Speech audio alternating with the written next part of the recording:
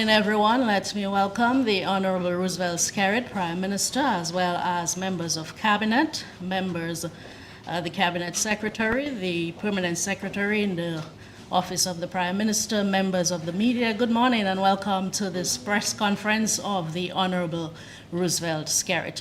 As usual, we will begin with opening remarks from the Prime Minister and then take questions from the media. Please welcome Prime Minister Skerrit.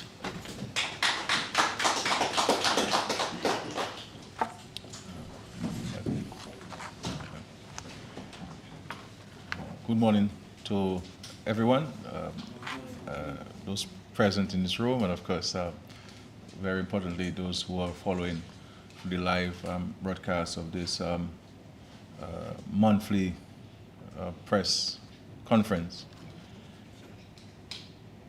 I want to also thank the members of the press for being here, as well as all of our friends across the globe.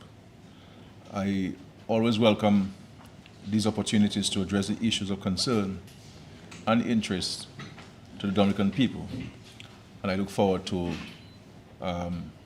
your usually tough questions. I first wish to state my condemnation and that of the government of the attempted assassination of the former President Donald Trump over the weekend. I hold firm that violence and the incitement of violence have no place in our world and society and should be condemned by all. We must learn to respect and uphold the expression of diverse views by all.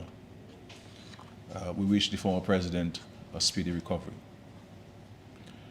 I also wish to inform the nation that the 2024-2025 budget address will be presented on Friday, July 26, 2024, by the Minister of Finance. Like always, we will seek to present a fiscal package that responds to the social and economic realities of our citizens, with policies designed to make a positive impact on their lives and livelihoods, taking into consideration the current global realities. The fact is, the world over, countries are grappling with the economic fallout of geopolitical conflicts, disease and disaster, which have resulted in inflation, loss of income, and an increase in inequality. Here in Dominica, we are not immune to these economic shocks, but we have persisted in investing in social safety nets and the productive sectors to counteract adverse impacts, and also to keep our people in jobs, keep our young people in universities, and provide support to households and small businesses to ensure economic stability. We are also pursuing several big ticket projects.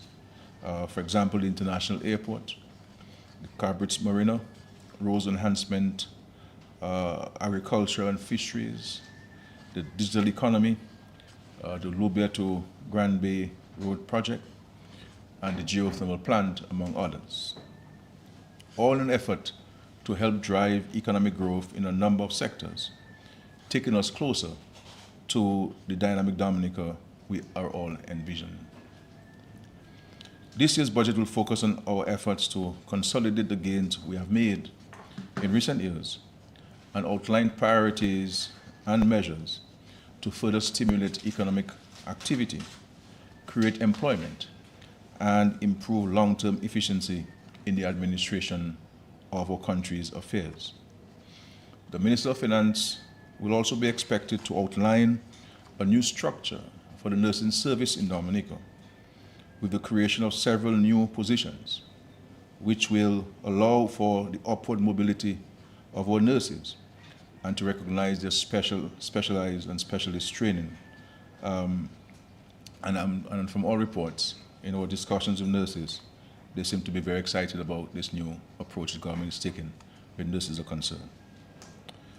We have listened to the recommendations of those who participated in the recent consultations, and I believe this budget has something to benefit every citizen. I am confident that the Dominican people will be pleased with the budget presentation and its contents. In respect to electoral reform, let me take this opportunity to provide a brief update on electoral reform. As I've said before, and I mean this very sincerely, we are committed to the reform and modernization of Dominica's electoral processes to continue with our tradition of free and fair elections, but also to ensure that all Dominican citizens have the option to elect the government of their choice as long as they qualify to vote in Dominica. We want to strengthen our electoral system, promoting clear, open processes to ensure trust and integrity, equal access and opportunities for all eligible voters to participate, and impartiality in the conduct of our elections. In May of this year, we provided draft electoral reform legislation to the Electoral Commission for review and feedback, aiming to take the legislation to the Parliament within the shortest possible time frame. However, the Electoral Commission has written to me requesting additional time until the end of July 2024 to review the document. I have informed the chairman of my no objection to the request. We look forward to receiving their recommendations at the end of July. And as I have said before, I am quite open to receiving and reviewing submissions on the proposed legislation from members of the public, including electoral reform interest groups. However, we must be willing to strike a reasonable balance.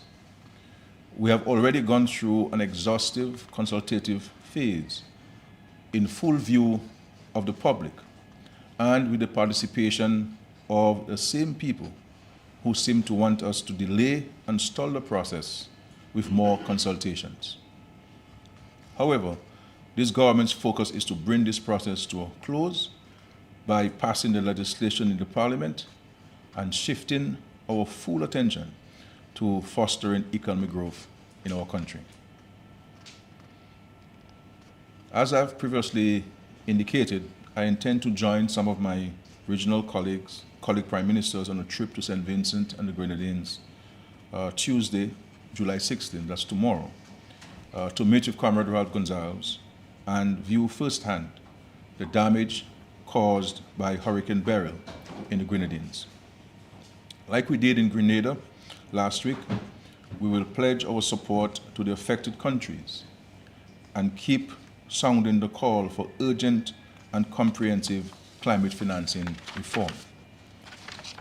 The devastation in Carriacou and Petit-Martinique is near total, and I was struck once again by how these intense hurricanes are destroying livelihoods, uprooting communities, and causing severe trauma to our people. We no longer have the luxury of sitting idly by as mere observers. The time for climate action is now, and this government will intensify its efforts to build resilience and rally more decisive and impactful action from the developed countries who should bear the bulk of the responsibility for this climate crisis. You will hear more from me on this in the coming weeks and months as my advocacy on this matter continues.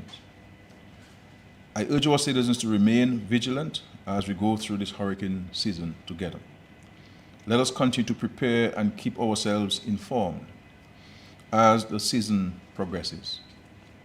As I always stress, we must all play an active role in protecting our families, property, and communities against the threat of severe weather.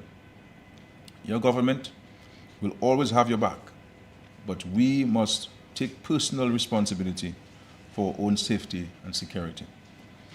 And just to say that the government of Dominica will make a contribution to the affected countries in the tune of $1 million each for the countries affected.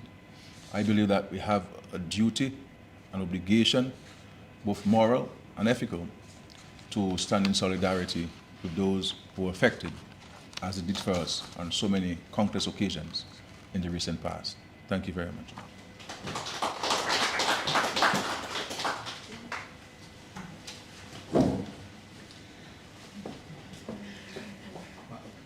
Thank you, Prime Minister, for your introductory remarks. At this point, we open the floor for questions from members of the media, starting with Carlisle John Baptist of Nature Isle News. Thank you very much, Madam Press Secretary. Mr. Prime Minister, government is owing a debt of $140,000 to the credit union, that is the Central Cooperative Credit Union, for rental of that building, Discover Dominica. They've not paid at the last AGM. They've been crying and saying that they've given notice. When will government be honoring that commitment? That is one. Domlec. What is really happening to Domlec yet again? And it's very hot, PM. It's difficult. Electricity going left, right, and center. Number 3, it is my understanding that a special prosecutor was supposed to come down with the murder of the Canadian people, and the matter is at an advanced stage.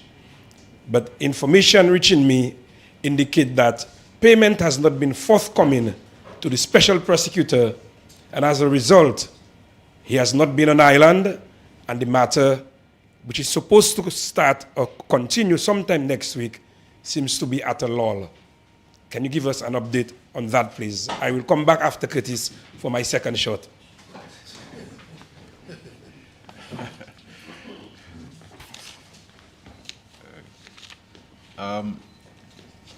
My understanding with regards to this $140,000 with the NCCU is that this is Central Covenant. I think there has been some transition issue between the previous owner and the current owner, and so this is where the Ministry of Tourism and the other government entities needed to reconcile these matters. That's as far as I'm concerned. And my understanding from the ministry is that that has been resolved in terms of the transition, because remember the building was sold, all right, and so there was a transitionary issue at that time, and that has been resolved. And I think once the budget is passed, then that credit union, that landlord will receive his payment, the payment. What I would like for there to be in this country is that with the same interest people have and take when government is owing, that I'm hoping that they take the same interest when they owe in government, and the millions that we have in taxes that have been collected by people.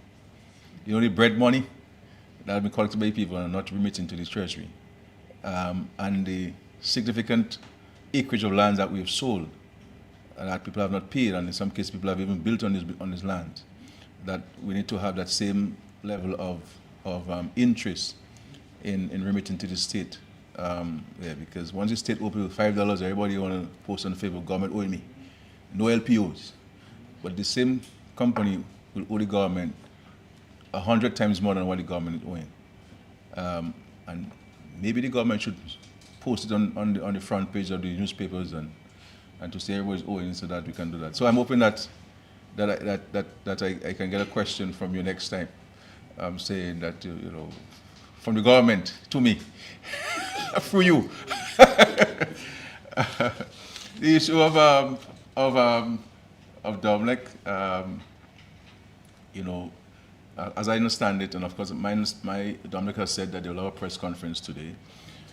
Tomorrow, I am not. Domlec is a private company. You know, I have intervened in the past to help because it has become a national issue, and we have done a number of things to assist Domlec. One, we gave Domlec a brand new generator owned by the government. And secondly, we're able to mobilize resources and acquired a 4.8 is it megawatt generator for Domlec, and to assist with the placing the infrastructure to locate this generator. My understanding is that that generator is being worked on to be commissioned and to add to the grid. But I believe the main issue, as far as the reports I've seen from Dominic, is that the hydro went down, and of course has placed a strain on the other diesel generators. So this is where it is, and of course I'll leave the details for Dominic to address to the nation, because I think they have a duty, an obligation to answer to the public on what's going on and what actions they're taking to have the situation remedied. But as you know, when this situation came about sometime last year and I intervened, we were able to bring the matter under control and stabilize it for a very long time. And of course, we also, Dominic paid for that, but rented the 2 or 3 generators from an American company to assist with the generation of electricity. And just to say to the public that both interventions of the government, that is to say, government giving to Dominic the generator from government-owned generator, we have not charged them anything for that. Though they do charging us for every kilowatt hour we spend, and maybe even overcharging us sometimes, I think. We don't charge them for that, and neither have we started charging them for the generators that we purchased for them. And we intend to charge them because they have to pay us, I think. But we have not imposed ourselves on it because we wanted to keep the cost of electricity down, because if we add this, then it's going to be added to your electricity bill, and all in effort to the government setting aside. So just to give you, now, these generators that we bought for Dominic, this generator for Dominic was not budgeted for, but we had to intervene, and that's money we could have used to pay some people we're owing. But to ensure that we can generate electricity without interruption, the government had to intervene. So these are some of the practical interventions the government has had to deal with over the years, in the last several months, which were not budgeted for. It's not our responsibility, but to ensure that we can stabilize the generation of electricity. In that case, we're able to supply it. But in respect to the current situation, I'd rather leave it to Dominic to speak to the nitty-gritty of the issue. And then I'm hoping that they'll have the press there, so you can pose your very direct questions to them, which you usually have. Okay? But I'm hoping that my response to you satisfy your question for the time being, as I leave it to Dominic. The issue of the special prosecutor, I'm not aware of the points that you have raised, and I don't know them to be factual points that you've raised. The special prosecutor that we have used is a decent gentleman. He's from Trinidad. He's a man of integrity, and I'm not aware of any difficulty. This might be just part of the rumor mill, seeking to advance and undermine the efforts of the government to properly, or the state rather, to properly prosecute these cases. And so I leave it to the Attorney General to respond on the specific matters. I'd like to discuss matters before the court. No, it's not. It's not. What you're saying is not factual, and so on. So the sin of fact, the case, the services of the prosecutor is not at risk. The services of the prosecutor is not at risk at all. Not at all. Okay. All right. Curtis, please. Yes, Prime Minister, good morning to you. Yeah. Curtis Matthew from DBS Radio. I have 2 questions in this first round. My first question is on campaign finance reform. In 2023, Prime Minister Skerrit, you said that the Treasury of Dominica would not fund any political party during campaigning for an election. That was said in 2023, and of course that was during the consultations on electoral reform. In recent time, though, you have said that you and government, you all are not really opposed to campaign finance reform. You're not opposed to that.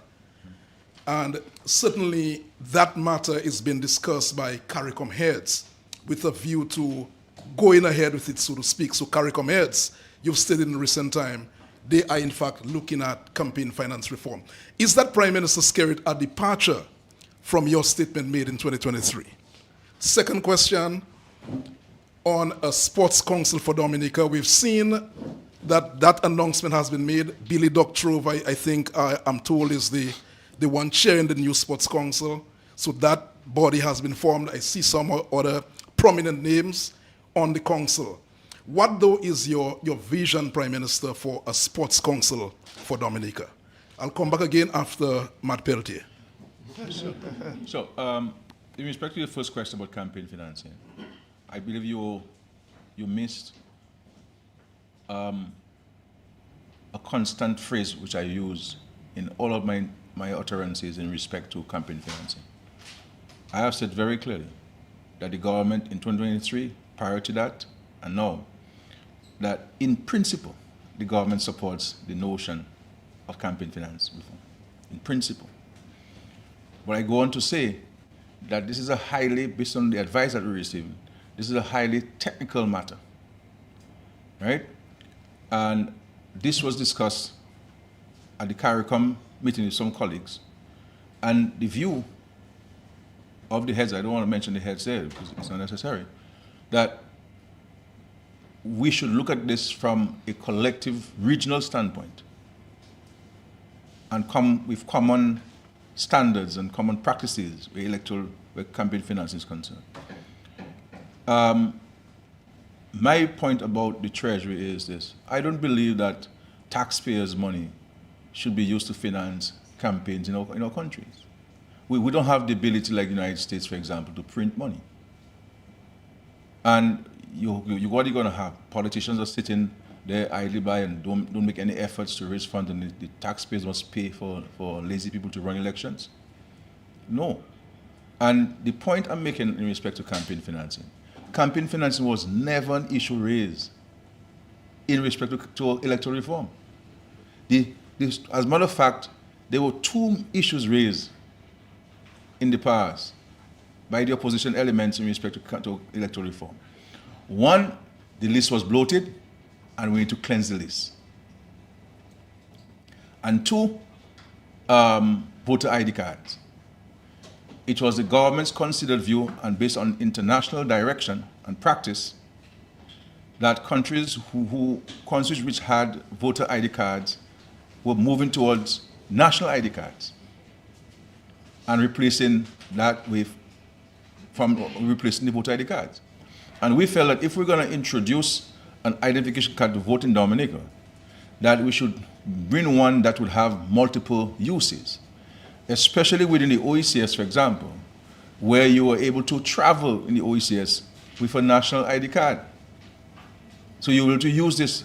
And if you have multiple uses and continuous use of this card, it is more than likely that you will keep it on your person and in a safe place, rather than using a card only to vote every 5 years.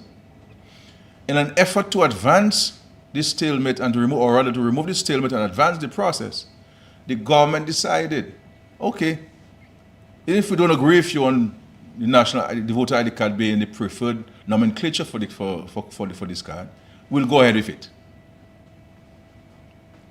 We'll go ahead with it. And I can tell you, even within my own party, people who are opposed to this. As a matter of fact, the majority of people with my party are opposed to going to voter ID card. But I believe as a leader, I have to provide leadership to the party and to the country. And I said, no, let's go with it. And then the other issue was the voters list was bloated. And we decided we're going through a process of confirmation. We have to understand that we have to respect people's fundamental rights. And we are satisfied, based on advice that we receive from independent people as well, from the observers, the Commonwealth, the OAS, and others, that the confirmation process will achieve that objective.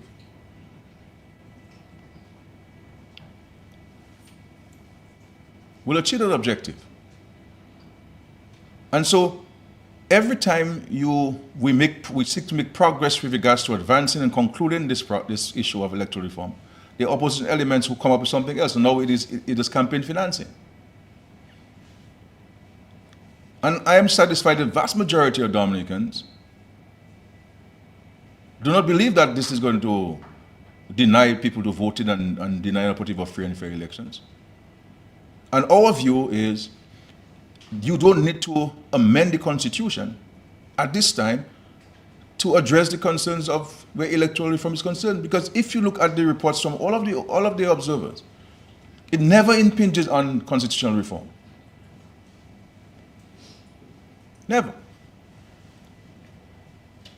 And we're saying that let us get the electoral reform agenda off the table by going to Parliament and giving the Electoral Commission the authority to effect it. And then let us start the process of constitutional reform. And all of those issues can be raised so that we go with a package where constitutional reform is concerned. And so we have submitted the documents, they're online. Persons who have an interest, submit your views. And so the point is we're not going to delay this thing unduly. We have to move ahead. And so I am not opposed in principle to campaign finance. We have said so. And if you look at the draft legislation on campaign financing, this is something that requires very, very, very careful consideration. Very, very careful consideration. So we're not opposed to this on this day. Just to say, Carl, I got a note saying to me that the special prosecutor is currently on island. Okay?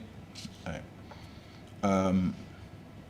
The Sports Council. The Sports Council. And lighting for Windsor. Yeah, the Sports Council has been appointed, and Mr. Billy Doctorow is the chairman, and you're quite right. There are a number of notable Dominicans on the commission, on the Sports Council.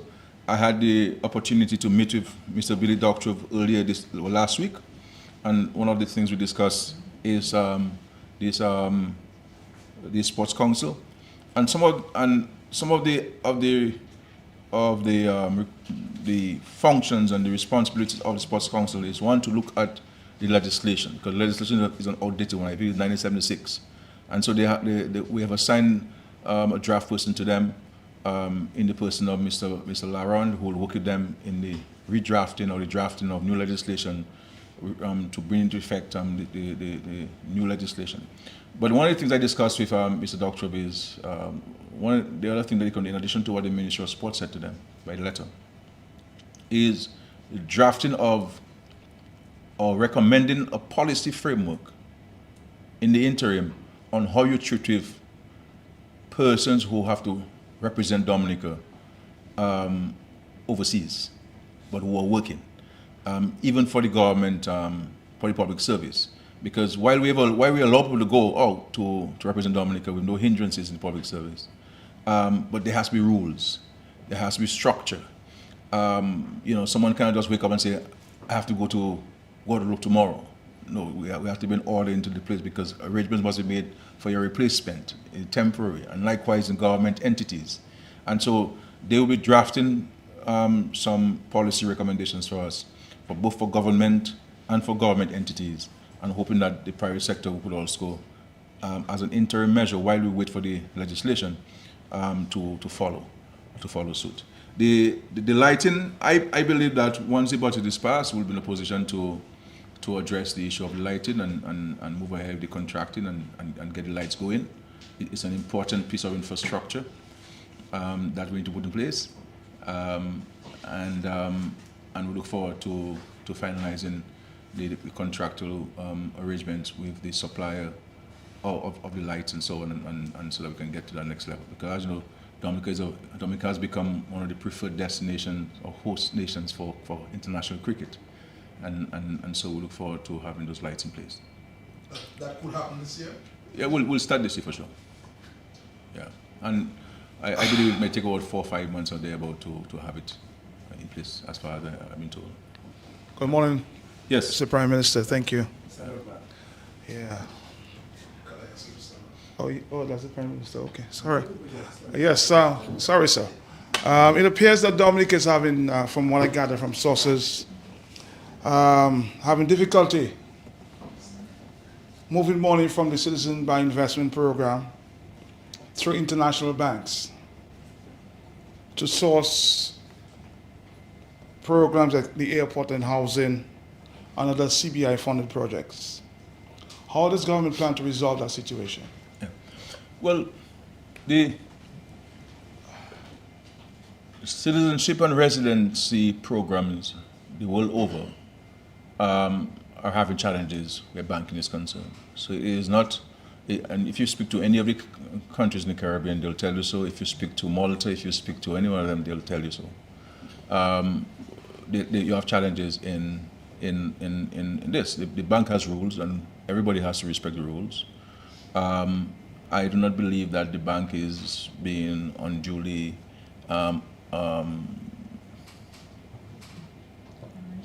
unreasonable. You understand? They have to deal with correspondent banks, and we have been working with the banks on this.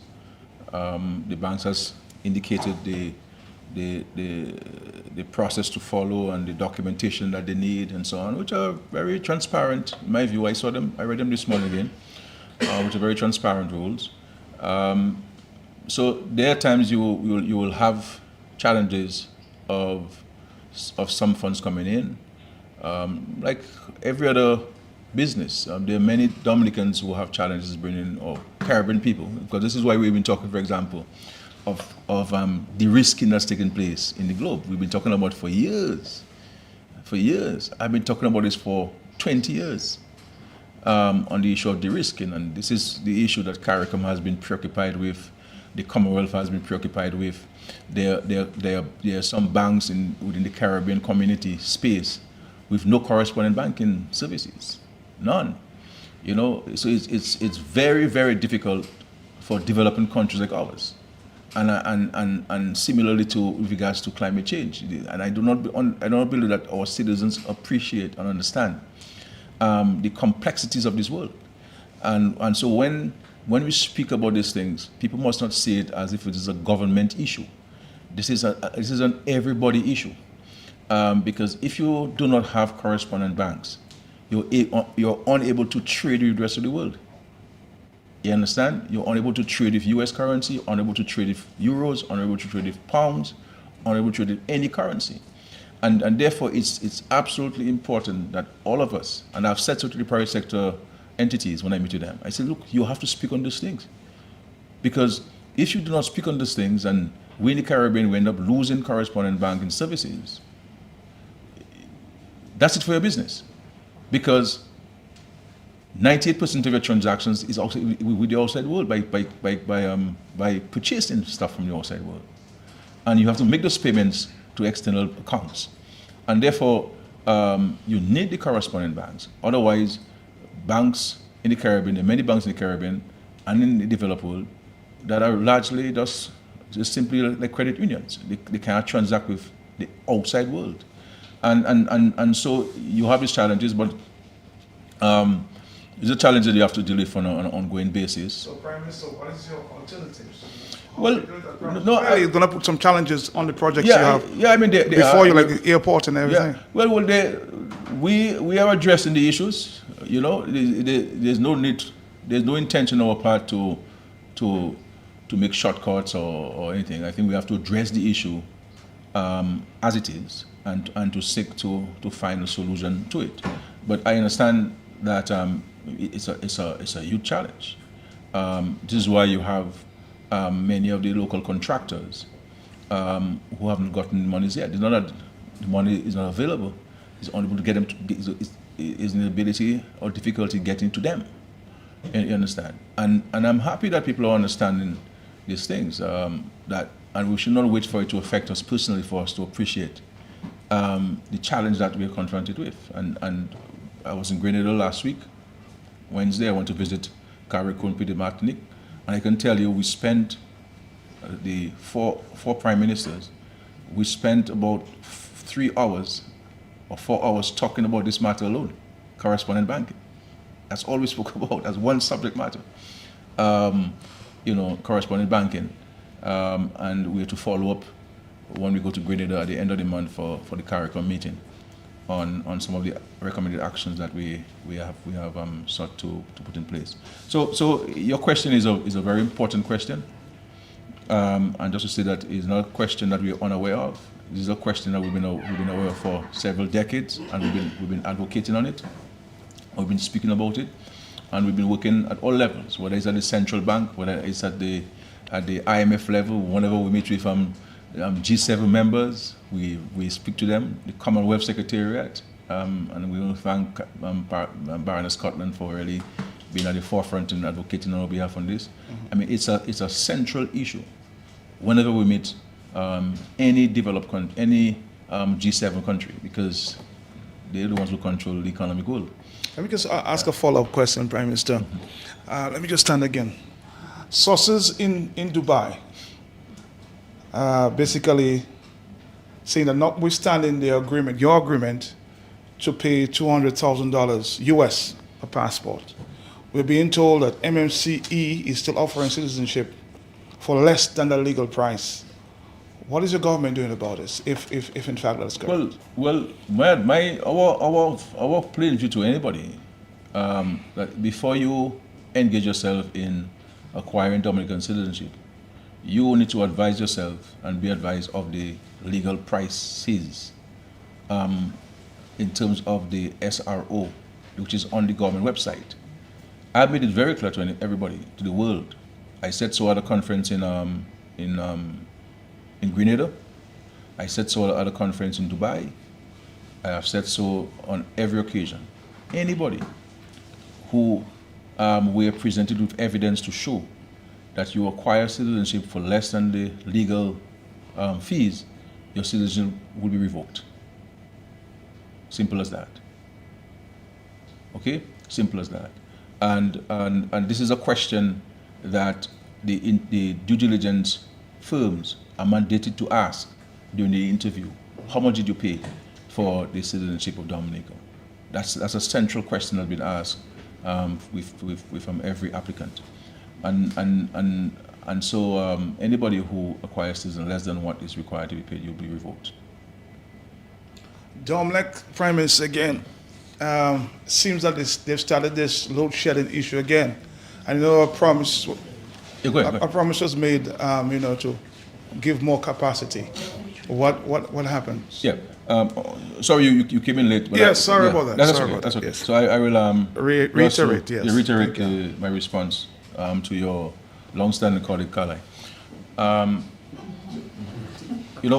When the issue of load shedding came about with Dominic, the government intervened, and we've always maintained, even the government owns the majority shares in Dominic, we have treated and will continue to treat Dominic as a private company. It is registered under the Companies Act of Dominica. It is not a statutory entity. It's not a department of government. And this is why we have asked as a government, we have never asked Dominic for any concession in respect to the raise the charges and the bills that we owe. We don't ask for that. And I have never called Dominic on any issue, especially in regards to any customer in Dominica. And no minister, no member of parliament is authorized to call Dominic and ask him to waive fees or bills for anybody. If we have to assist somebody, we'll find other ways of assisting people with this. And therefore, Dominic is a private company. So when the load shedding came in, we stepped in as a government. And myself personally led the government's intervention. And the first action was that we provided Dominic with a generator which the government owned. The second action is that we worked with Dominic to lease some generators from the United States that came in and is still here. And we also acquired a 4.8 megawatt generator for Dominic and assisted with putting the infrastructure for its location. And so we've done that. And also we brought in a team from Venezuela to examine the hydro plant. They advised on the parts needed. They advised on what needed to be done. And Dominic was able to follow some of this advice, and we were able to get the hydro back on stream, and we're able to stabilize the production of electricity in Dominica. And of course, as you know, recently Dominic reported that the hydro went down, and as a result of that, it placed too much pressure on the diesel generators, and with peak demands and so forth, with more of us having AC units in our homes because of the heat. There's a demand. But I will leave to Dominic, as I understand they'll be giving more details on this tomorrow to the press and to the nation, and you'll have an opportunity to quiz them on the specificities of the challenge that they're confronting and what they're doing to respond to the challenge. Okay?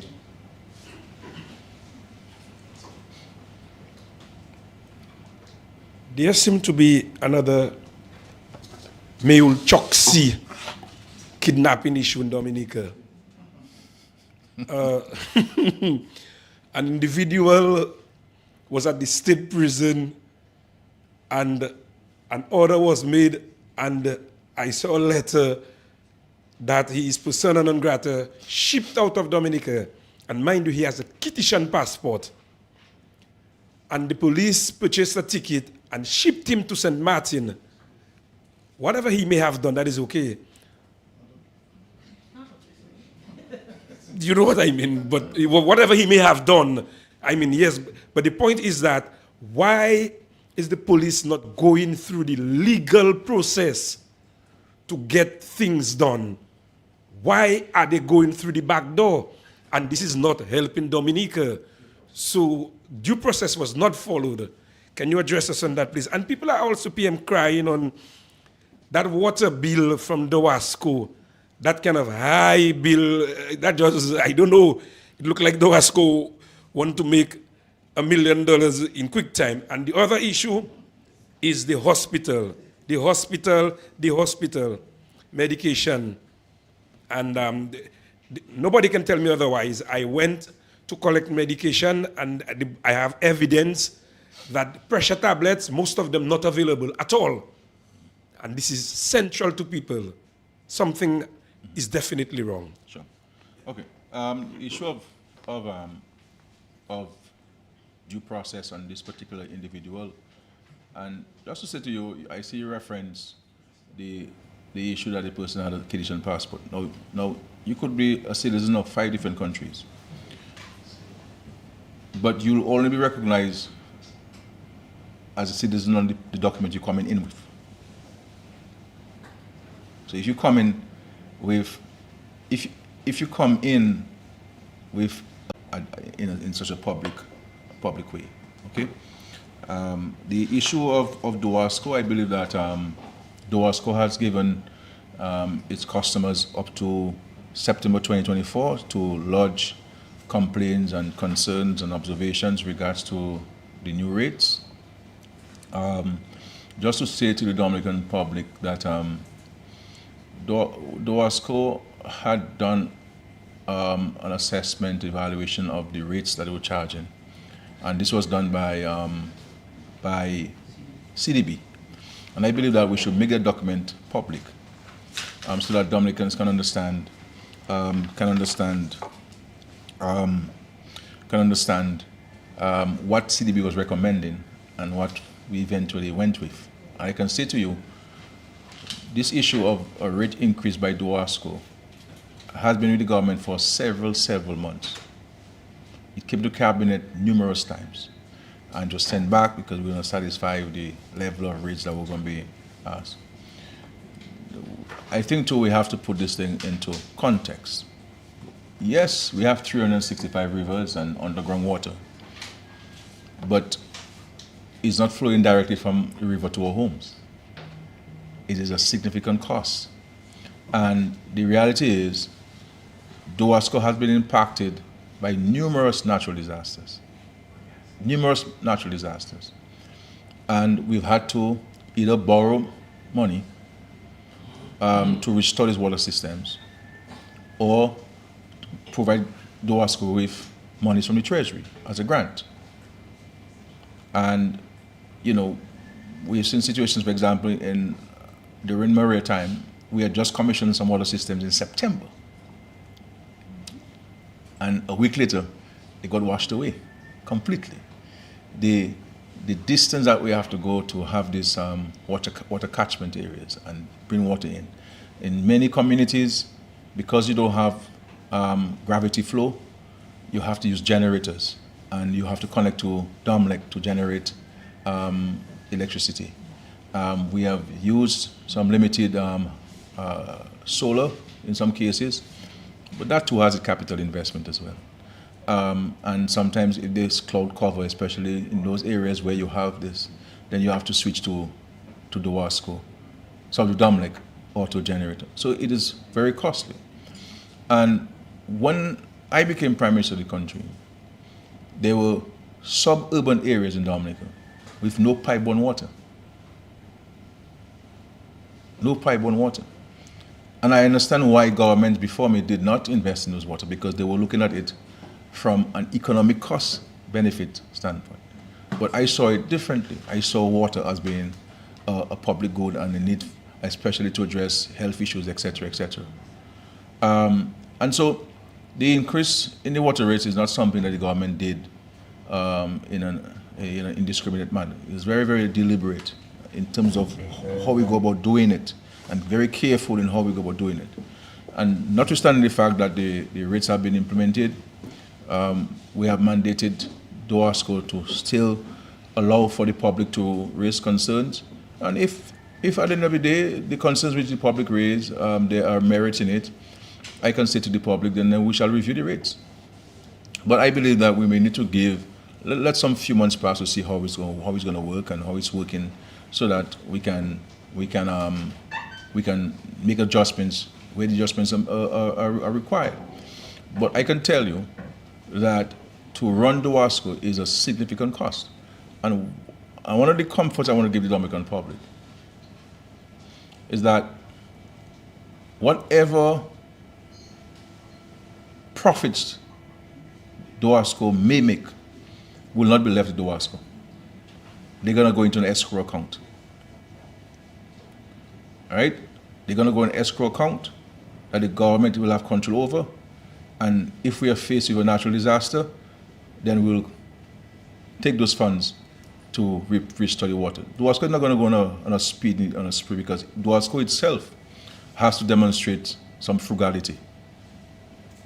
Because you cannot go and tell people to pay them for more water, and you can just walk into a dealership and drive out with 5-6 brand new vehicles when you only needed one. And you have to look at your telephone bill. You have to look at your costs. A lot of the discretionary spending must come under control.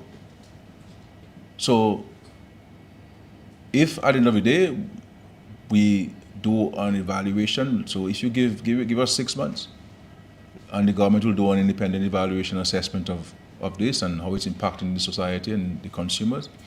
And if there is a case for us to review the rates, I give you the assurance that we shall review the rates. But the point is, something had to be given. Do I go and borrow money to deal with Duasco's recurrent expenditure, or do we ask the consumers to pay a little more so we can sustain the water supply in the country? With all of the natural disasters that we have suffered and the significant loss. So we borrow money from the CDB or from Social Security, and in a few months, this money got washed away. And this is the point we're making to us, the impact of climate change. 85% of monies that we have borrowed in the last 20 years have been to respond to natural disasters, to replace lost and damaged infrastructure.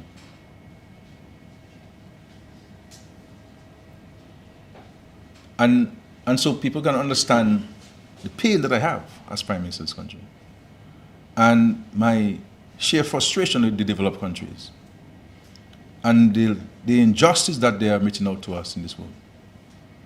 This injustice that the developed world is meting out to us is akin to slavery.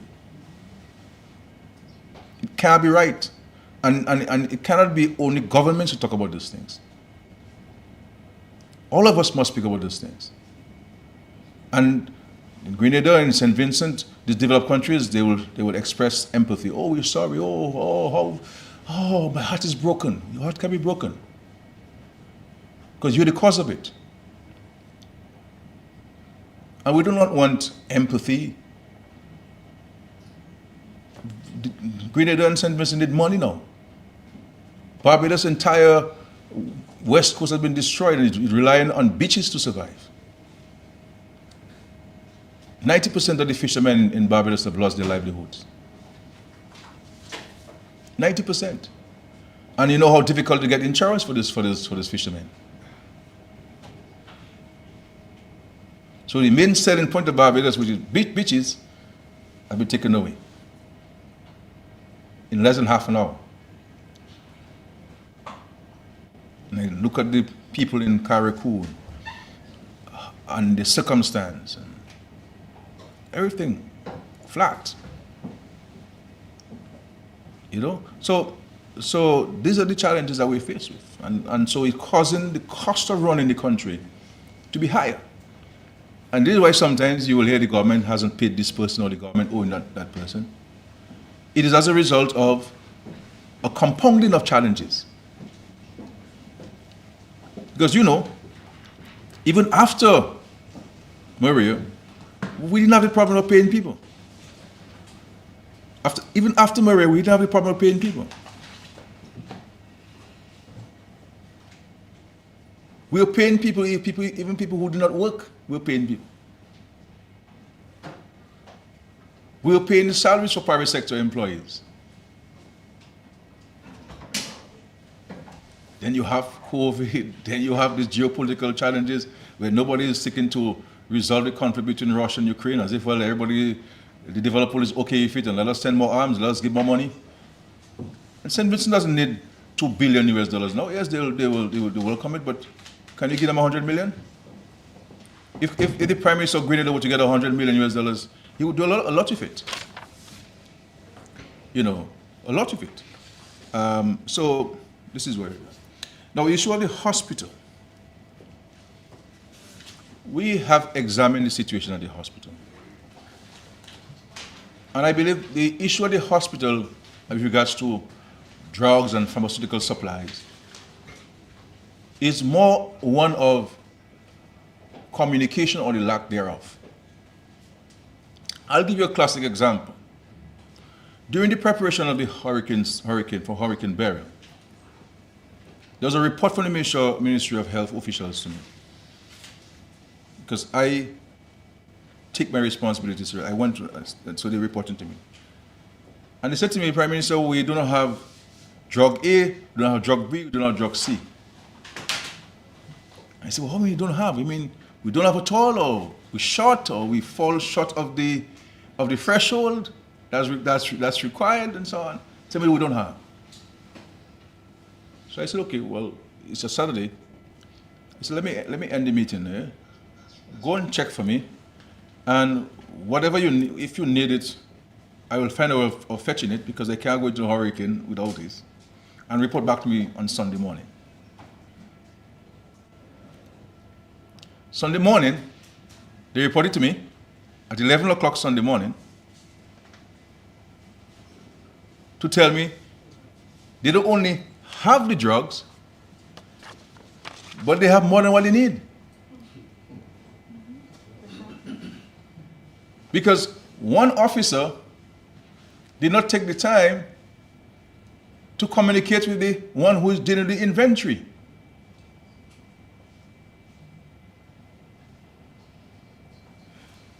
And just to say to you, Carla, I have asked and I found out that we do have the hypertension medicine at the hospital. We do have. At the hospital there? Yeah. Yeah. And they sent to me the inventory was done. This is the inventory was done on the weekend.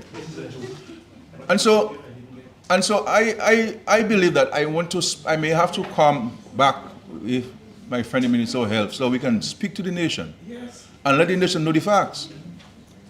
Because while people will say that there are no drugs in Dominica or we are short on this thing, we are dumping We are dumping at Labas, the solid waste landfill, hundreds of thousands of expired drugs. Hundreds of thousands of dollars of expired drugs. What I know, and I've been advised, because I get involved in these things. People say I micromanage and so on, that's okay. But I believe that I want to know for myself. So I go where the information is. I'm a protocol person. And I'm being told sometimes that to treat a particular ailment, there may be 3 or 5 or 6, 7 different drugs to treat it. We may not have the one that the doctor prefers, but we may have 2 or 3 other options.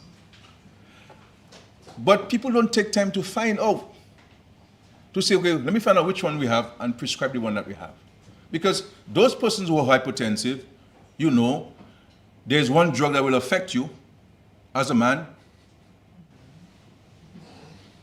and there's a more expensive one that if you take it, then it can hold you up. No.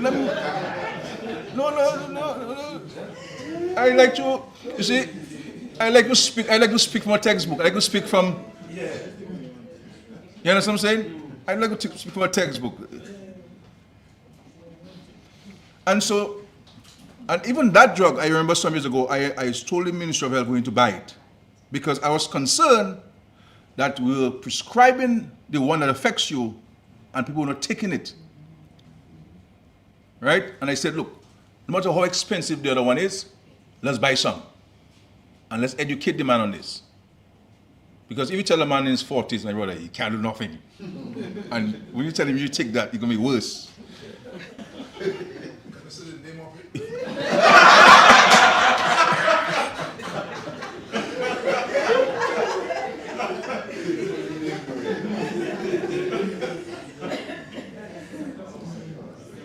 You understand what I'm saying? So we're not saying that there are times you fall below the threshold or you're waiting for a shipment to come and it may be delayed, and then your supply may be delayed and you may be below the threshold and so forth. We're not saying that. And so what we have done, and we're doing in the Ministry of Health, is that we're restructuring the CMS. We bring in additional staff, new positions, more staff, and we're also improving on the inventory system. So we brought in, because I want to know, when people criticize the government, no matter how outlandish criticism is, I take it seriously, no matter who criticizes the government. And so we brought in the OECS PPS, independently of us, to come and examine the situation for us. And so the issue of the dumping of drugs and so on, they're the ones who told me that in the document. And so they're saying that we're overbuying in a number of areas. You understand? So we did 100,000 or something, where we buy 300,000. And this thing have a shelf life. And when a drug expires today, my brother, you can't get it somewhere tomorrow. You understand?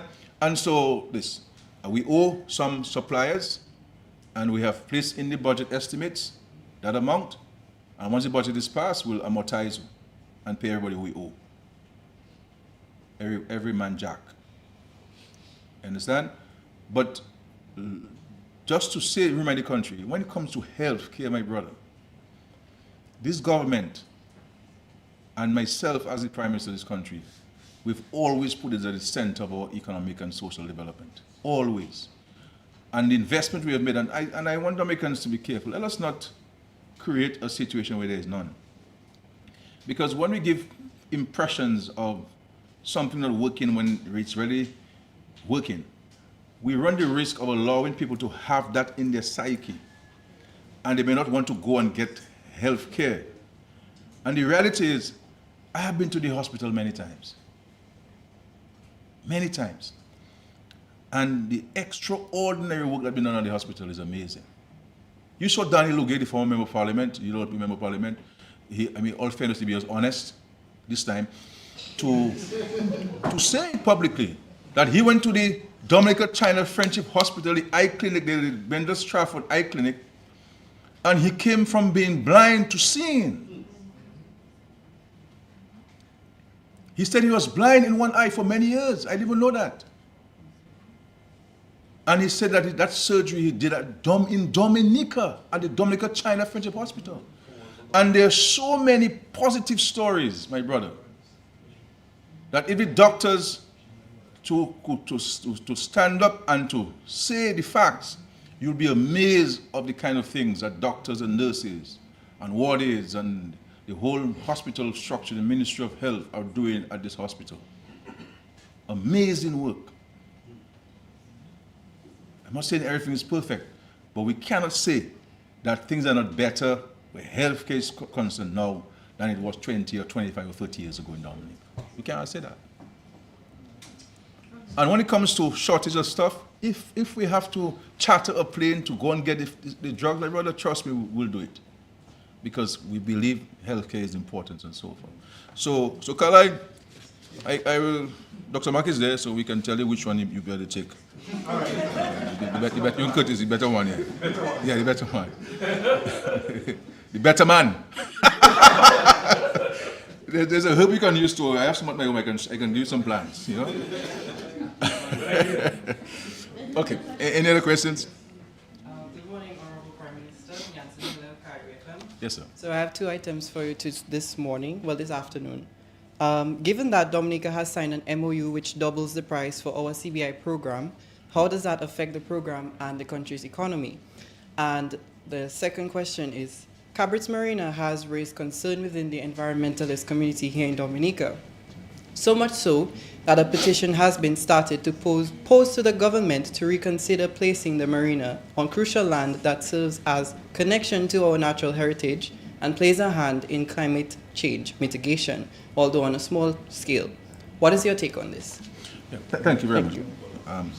The issue of the memorandum of agreement that we signed with the other OECS countries, the CBI program, and subsequently our introduction of higher fees for synergy program, I don't believe it will adversely affect our program. The reality is there's a demand out there, and I believe that those who have the means and who are bona fide applicants will continue to apply, and thereby we will end up hopefully will benefit more from the program and so forth.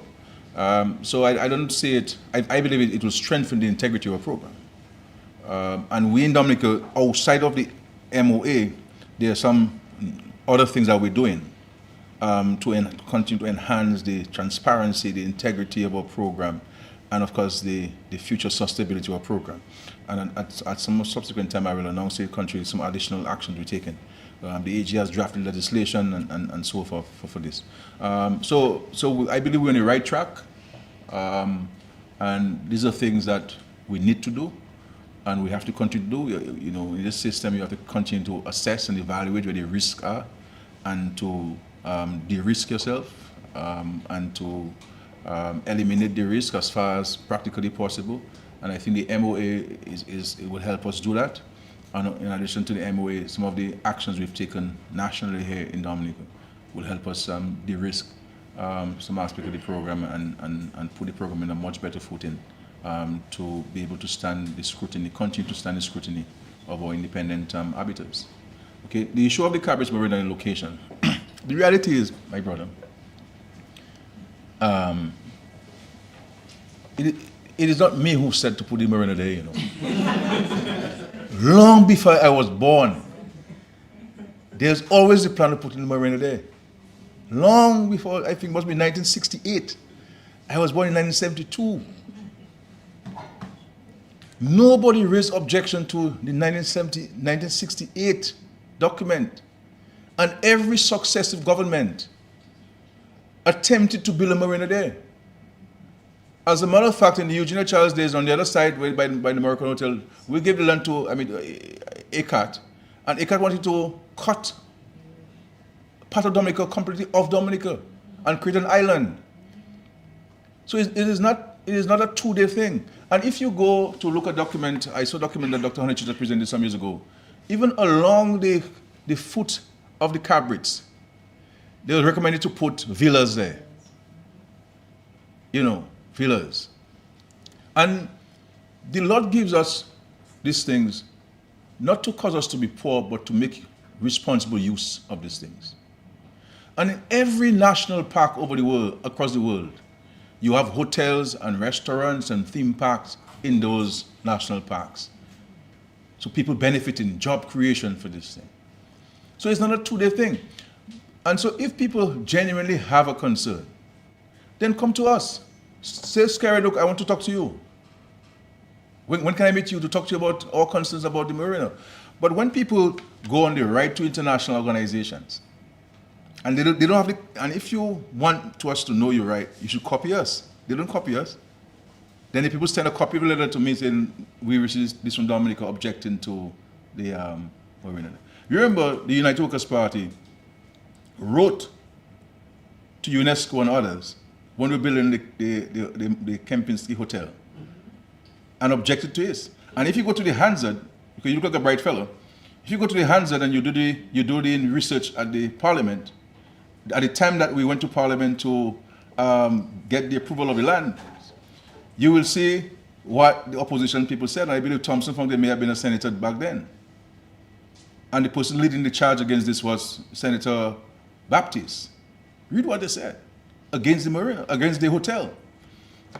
The reality is, all of us who know Portsmouth and who know the swamp area, this place was a dump.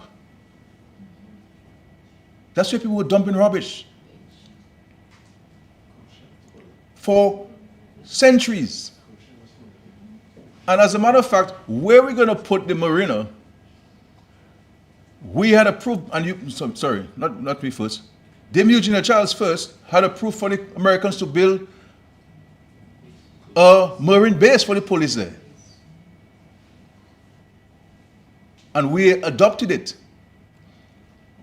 And we even had a groundbreaking there for the marina. The American ambassador came down there, we went there and so on. Unfortunately, we had to relocate it and we told them, let's put it towards the Carbots area. And so since 1968, and I just find that in Dominica, my brother, that sometimes people say they want development, and when it starts happening, then they say it shouldn't happen. So every government tried to build an international airport.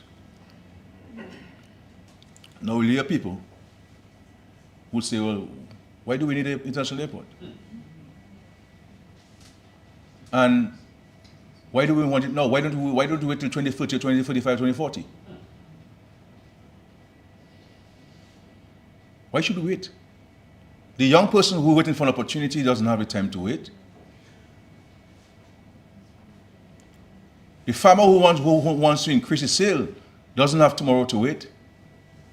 The small business owner who is planting flowers in the valleys and bells doesn't have tomorrow to wait.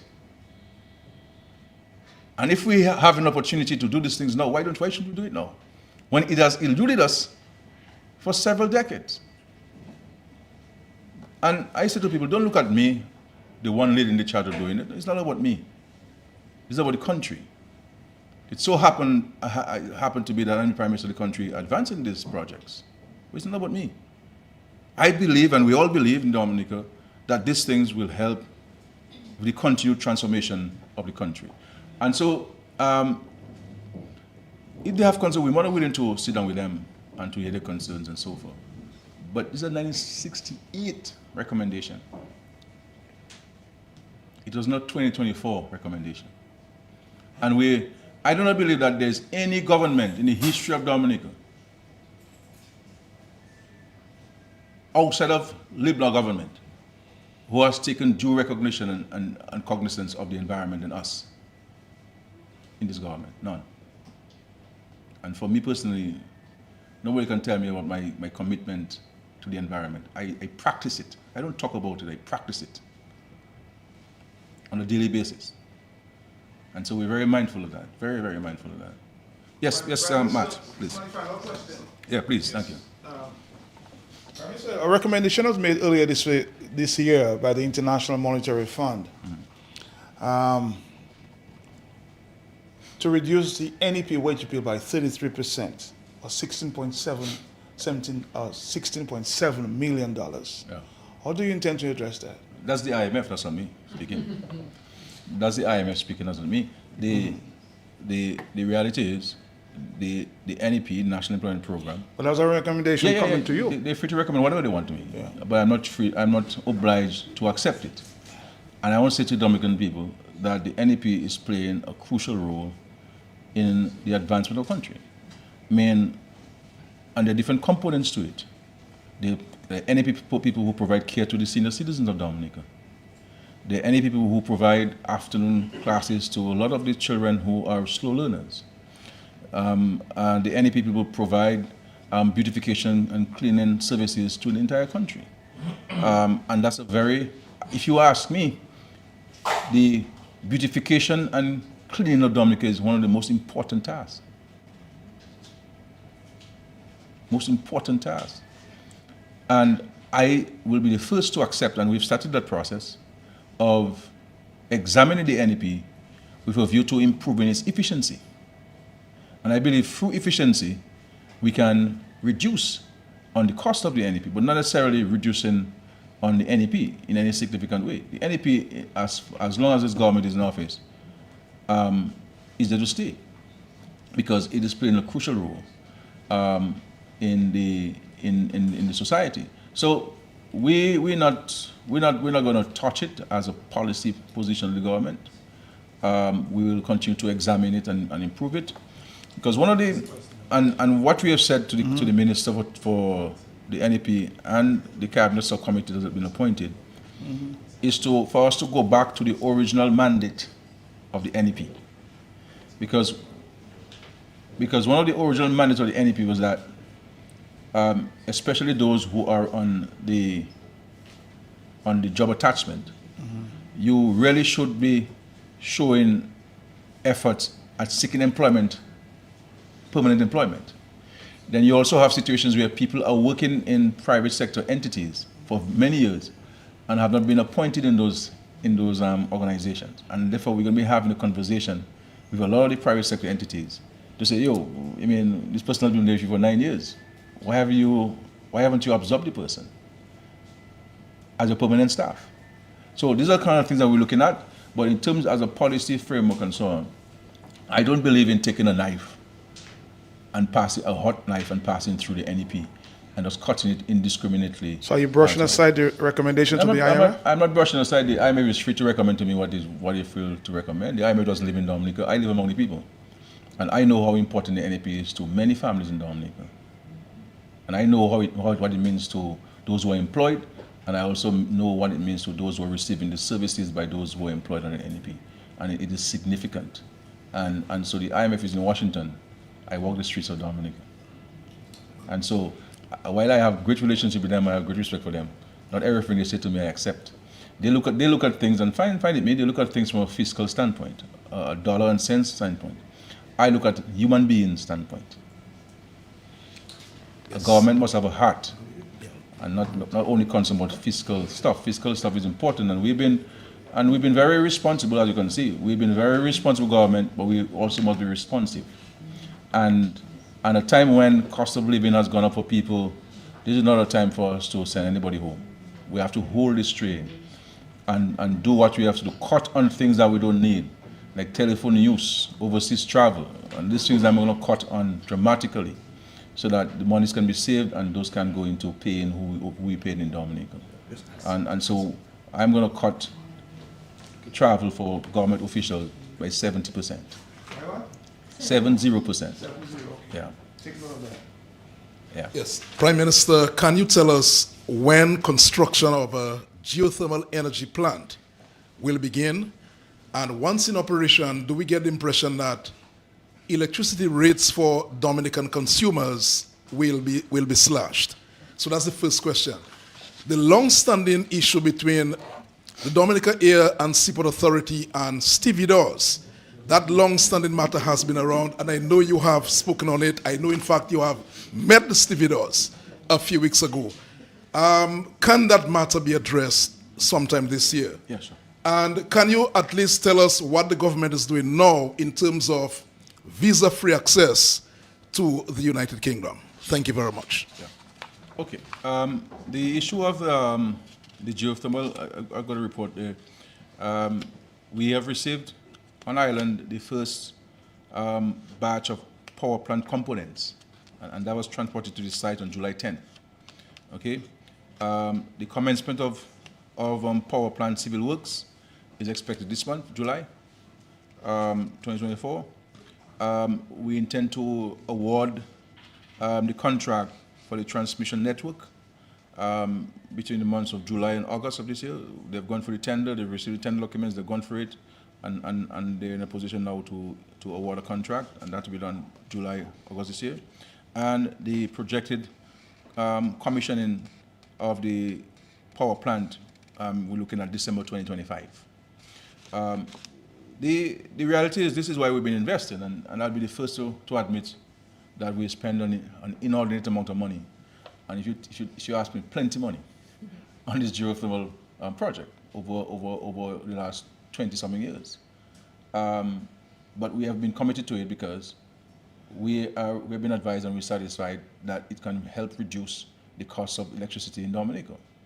Because it will not be subjected to inflation by way of importation of fossil fuels and the uncertainty of supply and the cost of supply. And so this is why we remain committed to the geothermal plant, and we are happy that we are seeing some light at the end of the tunnel. And so in the next years and some months that we can start benefiting from this long-standing investment that we've made. It has been costly. I mean, as you know, we borrowed money from the World Bank in the tune of $104 million for the transmission lines. That's just one component, so it's a significant investment. And so our hope and prayer is that we can successfully complete the implementation of that project, and that Dominicans can see the benefit of this investment by way of reduced electricity bills, both for the consumers and for the private sector entities. And those persons who run private businesses know of the cost. If you have a supermarket and you have to run this cold storage 24/7, and it's a significant cost. And if you have a hotel, and then when people go in a hotel room, they leave the doors wide open and the AC is still on. And you understand the cost of that. It's a huge cost. Energy is a major cost affecting everybody, both domestic consumers and of course commercial consumers. And our effort is to harness and to maximize the use of renewable sources of energy to generate electricity for us in Dominica. So we look forward to December 2025 during the commissioning. I think you asked me about the airport and whether seaport workers, stevedores. Visa-free access to the Yeah. UK. So And the stevedores. I'm satisfied that we will conclude this matter way before the end of the year. And I am satisfied that the stevedores will be happy at the end of the day that finally this matter has come to a close.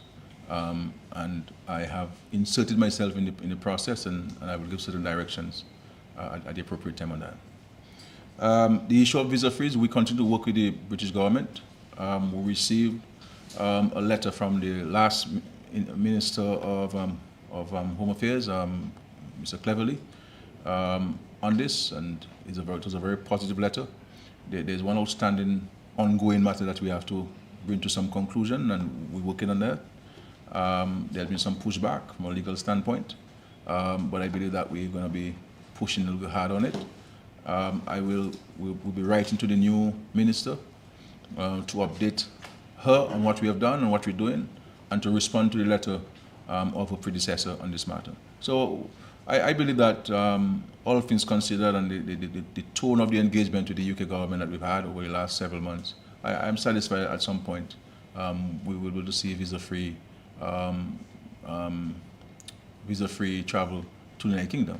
And of course, some of the additional actions, which are not actions that they ask us for, or anybody has asked us for, but we should believe are important for the sustainability and the improvement of the transparency of the program that we are doing by ourselves.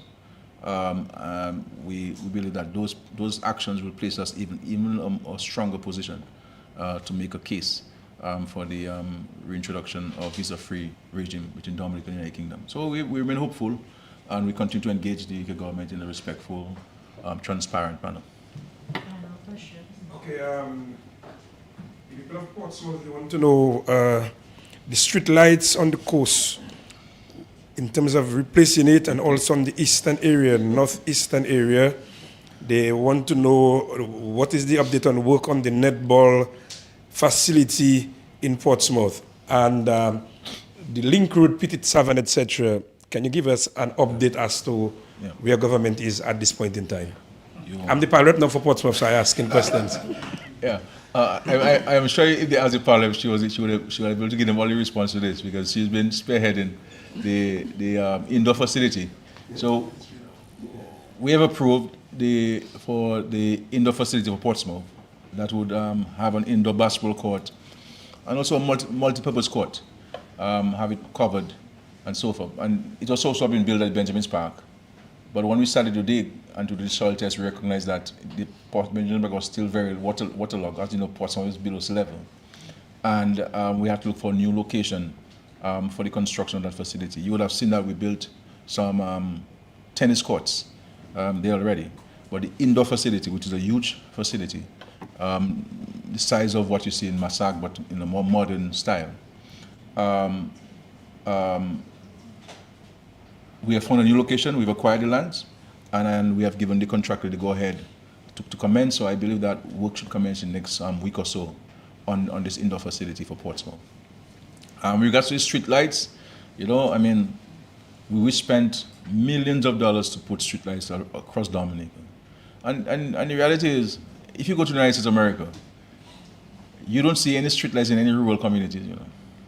But in Dominica, you have street lights in rural communities, the furthest point in Dominica. And we place street lights along the entire length and breadth of the west coast of Dominica. And a significant number of them have been stolen. And you know why they steal them, Calais? You know, guys are planting marijuana. And the grade of marijuana they have require some heat and some light. And so they, no, I have not told them to plant. No, I never tell them that to do. You mustn't say, you mustn't repeat gossip, you know, come on. I tell them, but don't repeat gossip. And so people are still in the street lights for that, the solar components. And I mean, so millions of dollars have gone to waste. It was such a beauty to see all the street lights along the west coast and across Dominica, you know, and the bases that you see cost a lot of money. I mean, when I saw the contracts you come to me as Minister of Finance, $450,000 there, $800,000 there to a contractor to put those bases, you know. So it is a huge cost, and all of these things, you know. Then you have to now find monies now to replace those, and now monies that you should be doing some other things in the communities, you know. So these are the kind of practices that we have to deal with. So we spend millions to purchase the street lights, millions of dollars to purchase the street lights. We spend millions to erect them because they're not cheap to erect. You understand? And then we have to find millions now to replace them because of vandalism and theft. Curtis, your final question. I must give Curtis after. The road, Petit Savane. Well, you know, the people of Dalis told me, and they told the PAL rep, Dr. Williams, who is here with me today, that if she does that road for them, that if she put that bridge for them, that's it. There's nothing else Dalis needs whatsoever in the rest of the term. They say, PAL rep, if you do that, you'll be the best PAL rep Dalis will have ever seen in our history, both pre and post-independence. And this PAL rep joined forces with the PAL rep for Petit Savane, right? The fisheries expert. And these people will come to my office every other day, advocating and pushing and pushing. And I consider that they have done a fantastic job as PAL reps in advocating on this matter. And what we did is we have these Bailey bridges from the East Coast Road, which belong to the government. And Mr. Gadakan Company agreed to erect it for us at no cost to him. no cost to us. Okay, and so they join forces with us, and the bridge is near completion. We will do the approaches, the concrete on both ends, and the main structure of the bridge is up. I'm hoping to visit there with the Parliament soon, but I can say that these two Parliaments have been on top of the action on a daily basis. So they have kept their promise, because they should play the Parliament speech at a luncheon, and I'm hoping that they will play theirs now of the promise they made to her, and they keep their promise of re-electing Dr. Williams as the unopposed PAL rep whenever elections are called, because she has kept her promise of connecting this road. Because I went there many times. They said, if we do that, I tell them, well, what about housing? I'm scared, don't worry about housing. I tell them, well, what about the farm access road? Tell me, scared, that'll come later. I said, well, what about housing lands? They said, no, we're interested in that. Bridge. If you give us that connection there, Skerrit, then all problems solved. We have to come back with the election campaign and so on. So I look forward to that. What a wonderful way to end the press conference. Curtis, I have a question. Yeah, Prime Minister, you've said that the absence of an opposition leader in Parliament is not a crisis. But the question is, how do we resolve that matter to ensure that Dominica has a leader of the opposition? Yeah. I hear people talk about it, we have a constitutional crisis. To me, a constitutional crisis only comes about if you don't have a prime minister and you don't have a president. I mean, the leader of the opposition has some limited functions in the constitution, where the prime minister is required to consult with the leader of the opposition. Outside of that, there are no executive roles of the leader of the opposition. All of the others are parliamentary roles. Outside of the consultation to appoint the chief of police, or the chairperson of the Police and Public Service Commission, and a couple of members of the commission, and electoral and all others and so on. There's not really any other matters really, executive roles. So we don't have a crisis. If you recall, Curtis, after the 2009 general elections, we had no leader of the opposition for several months, because Mr. Prevost was not prepared to support Mr. Edison James as leader of the opposition. And this is why they ended up with the compromise candidate of Hector Sparks John. That's how Hector became the PAL rep, the leader of the opposition, because Mr. James and Mr. Prevost were not seeing eye to eye. And so Mr. James refused, Mr. Prevost refused to give his support to Mr. James. And so Mr. James, avoiding embarrassment, did not want to pursue, because Hector was supporting Mr. James. But Mr. James did not want to go, and with 2 people out of 3 supporting him, himself and Hector. And so they came to a compromise of having Hector John as the leader of the opposition, but for several months.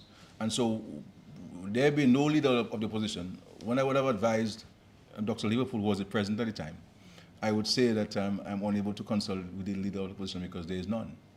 And the president was obligated to proceed with my advice, you understand, in the absence of a leader of the opposition. And the same will happen. The reality is, managing governments and being in a leadership position and managing political processes is a very challenging thing. It's not easy, because you deal with so many different personalities, so many different interests. And this is manifesting itself, and this is symptomatic of the Workers' Party. This is why you now have different factions there, where Mr. Linton is trying to disqualify Mr. Thompson Fountain from being a candidate, because he's saying if you live in overseas, you can't vote in Dominica. And if Mr.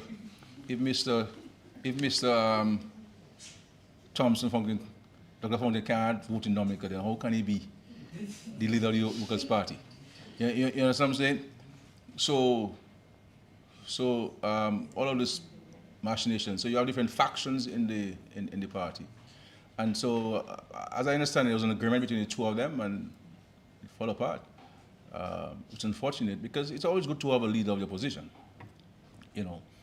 And this is why I said I am minded to give consideration to the member for Marigot, equal time that the Minister of Finance will take to respond, so that we have more contribution from the opposition side of the House as part of the debate.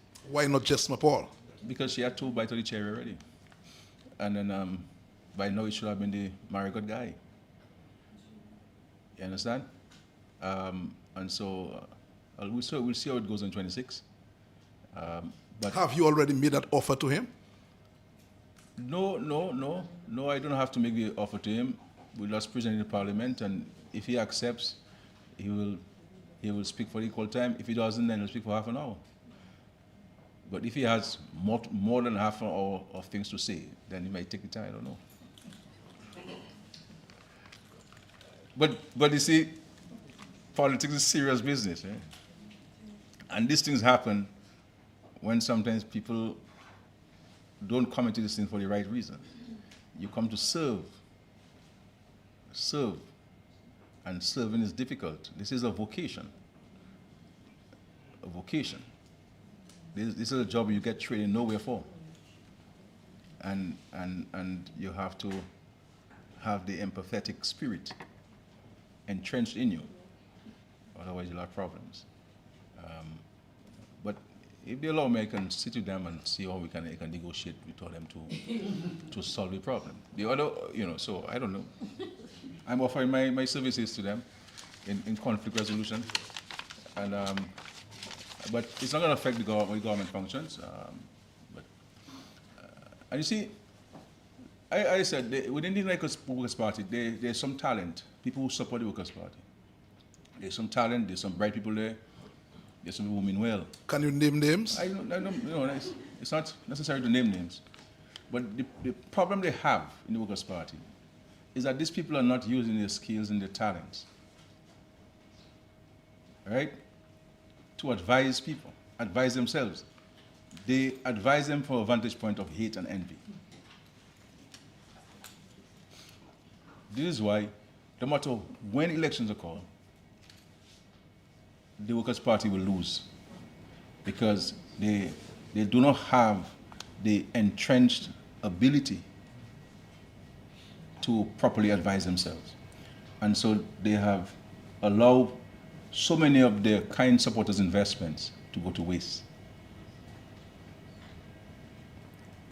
You understand? When you're in this thing, you have to understand, it's not about you, it's about the people who have invested their time and their resources and their efforts and the sacrifice into this thing. And you have to do everything possible to ensure that you at least give them some hope and confidence.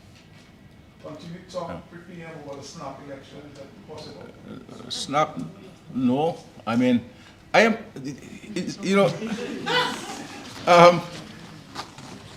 I hear the reasons why, I hear the reasons why people say there might be a snap election. They say, but so what's happening in Dominica?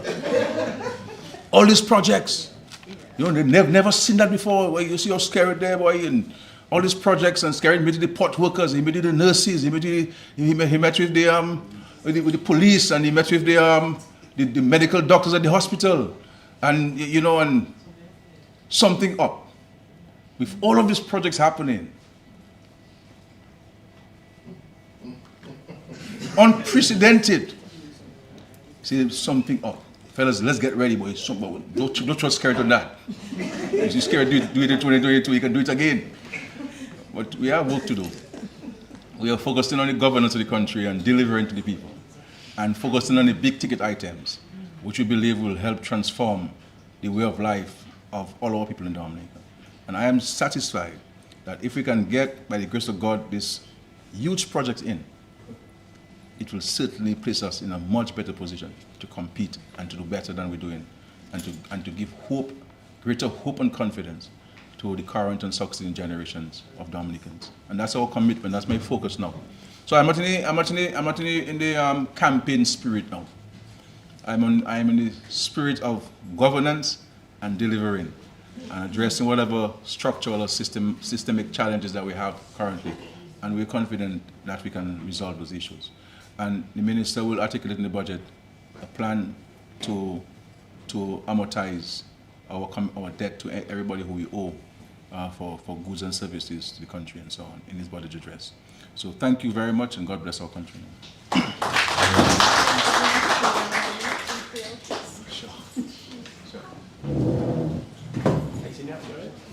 Yes.